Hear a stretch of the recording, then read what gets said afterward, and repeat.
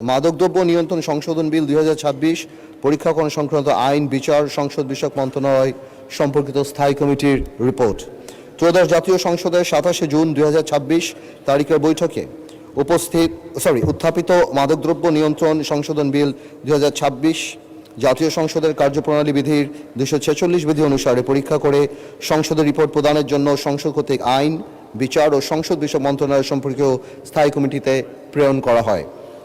মাদকদ্রব্য নিয়ন্ত্রণ সংশোধন বিল 2026 পরীক্ষাকরণ সম্পর্কিত স্থায়ী কমিটির রিপোর্ট কমিটির সভাপতি হিসেবে আমি আন্দোলিব রহমান কার্যপ্রণালী বিধির 211 বিধি অনুযায়ী এই মহান সংসদে উপস্থাপন করছি। কমিটি 28/6/2006 এবং 29/6/2006 তারিখে বৈঠকে মিলিত হয়, বিলটি পুঙ্খানুপুঙ্খভাবে পরীক্ষা করে। বৈঠকে উপস্থিত থেকে কমিটির যে সকল মাননীয় সদস্য বিলটি পরীক্ষায় সক্রিয়ভাবে অংশগ্রহণ করে অবদান রেখেছেন তারা হচ্ছেন আন্দোলিব রহমান 115 ভোলা 1, মোহাম্মদ আসাদুজ্জামান 81 ঝিনাইদহ 1, মোহাম্মদ নওশাদ জমির 1 পঞ্চগড় 1, শাকিলা ফরজানা 308 মহিলা আসন 8, মোহাম্মদ মঞ্জুরুল ইসলাম 6 দিনাজপুর 1, মোহাম্মদ হাসান রাজীব প্রধান 16 লালমনিরহাট 1, আক্তার হোসেন 22 রংপুর 4 এবং আল ফারুক আব্দুল লতিফ 13 নীলফামারী 2। এছাড়াও কমিটির বিশেষ আমন্ত্রণে মাননীয় স্বরাষ্ট্রমন্ত্রী জনাব সালাউদ্দিন আহমেদ সাহেব বৈঠকে ছিলেন।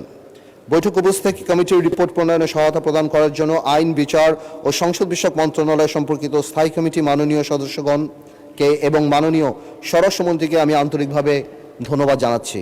তাছাড়া স্বরাষ্ট্র মন্ত্রণালয়, আইন বিচার ও সংসদ বিষয়ক মন্ত্রণালয় এবং জাতীয় সংসদ সচিবালয়ের সংশ্লিষ্ট কর্মকর্তা কর্মচারী, বিশেষ করে কমিটির সাচিবিক দায়িত্ব পালনকারী কমিটির সচিব, লেজিসলেটিভ ড্রাফটিং ইউনিটের যে সকল কর্মকর্তা ও কর্মচারী বিলটি পরীক্ষার কাজে ও রিপোর্ট প্রণয়নে কমিটিকে সহায়তা প্রদান করেছেন, এই কমিটির পক্ষ থেকে আমি তাদেরকে আন্তরিক ধন্যবাদ জানাচ্ছি। কমিটি অত্যন্ত প্রাণবন্ত আন্তরিক পরিবেশে বিলটির প্রতি খুঁটিনাটি পরীক্ষা করে এবং মাদকদ্রব্য নিয়ন্ত্রণ সংশোধন বিল 2026 কমিটির কর্তৃক সংশোধিত আকারে মহান সংসদে পাশ করার জন্য সর্বসম্মতিক্রমে সুপারিশ করছি। আপনাকে ধন্যবাদ, স্পিকার।